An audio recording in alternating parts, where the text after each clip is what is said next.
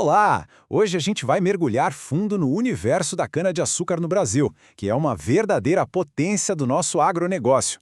E olha, para quem ficar com a gente até o final, eu prometo um resumo com os pontos mais importantes de tudo que a gente vai ver aqui. Pois é, já parou para pensar nisso? A gente vai explorar junto a indústria gigantesca que move uma das culturas mais importantes aqui do Brasil. E para começar a ter uma ideia do tamanho disso, a gente está falando de um valor de produção que chega na casa dos 10 bilhões de dólares por ano. É um número realmente impressionante.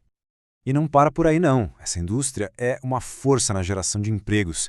São 1 milhão de postos de trabalho diretos espalhados pelo país todo.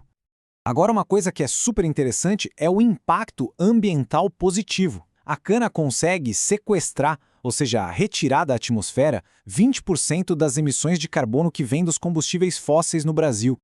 E é importante dizer que toda essa análise, todos esses dados, vêm de uma fonte de muito peso. Um relatório super completo feito pelos especialistas da Exalc, que é a Escola Superior de Agricultura da USP. Bom, então o nosso roteiro vai ser o seguinte. Primeiro, a gente vai entender a potência da cana. Depois, qual é a ciência por trás da planta certa. Aí, a gente fala da base de tudo, que é o solo. Em seguida, como otimizar a colheita. E, por fim, a gente discute o futuro da agroenergia. Certo, vamos começar pelo começo. Como foi que a cana-de-açúcar se tornou essa gigante que a gente conhece hoje? Olha só que curioso. A ideia de usar plantas como combustível não é de agora. O próprio Henry Ford, lá no comecinho do século XX, já imaginava isso para o seu famoso modelo T. E, de fato, na década de 1930, vários países já estavam misturando etanol na gasolina. Só que, no fim das contas, foi o Brasil que levou a ideia adiante, principalmente por causa da enorme competitividade da nossa cana-de-açúcar. Ok, então já entendemos a força histórica e econômica. Agora vamos para o nosso segundo ponto. Como a ciência consegue criar a planta de cana perfeita? A resposta está no melhoramento genético. É um trabalho super meticuloso, quase artesanal, de cruzar e selecionar as melhores plantas para criar variedades novas, mais produtivas e mais resistentes.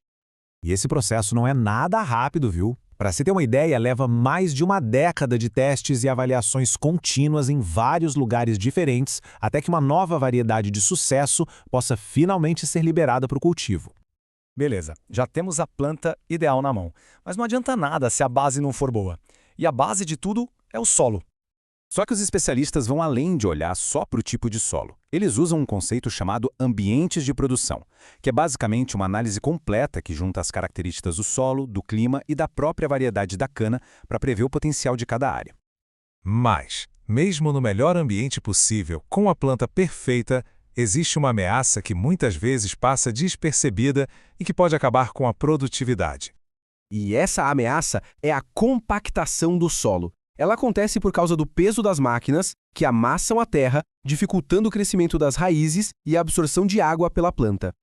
E esse gráfico aqui mostra o tamanho do estrago. Olha só, operar as máquinas com solo muito úmido pode derrubar a produtividade em até 15%. Se a gente somar essa perda ao longo de 5 safras, é como se a gente perdesse quase uma colheita inteira.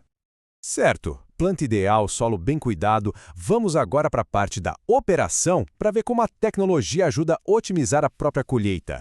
Durante a colheita, talvez a decisão mais importante não seja o que cortar, mas sim quando cortar. E essa é uma decisão que pode valer milhões.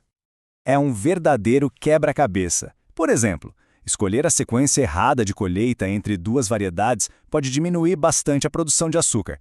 Já a sequência ideal, que às vezes nem é a mais óbvia, consegue maximizar o resultado final. É pura estratégia.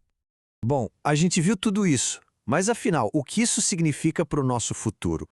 A conclusão do estudo da Exalc é bem direta e poderosa. A gente está, sim, entrando numa nova era. Uma era em que a agroenergia renovável, com a cana-de-açúcar na liderança, vai dominar o cenário. E, como prometido, aqui está o resumo dos pontos principais. Primeiro, a cana é um pilar da nossa economia. Segundo, o sucesso dela depende de um melhoramento genético contínuo, que leva anos. Terceiro, cuidar do solo para evitar a compactação é fundamental.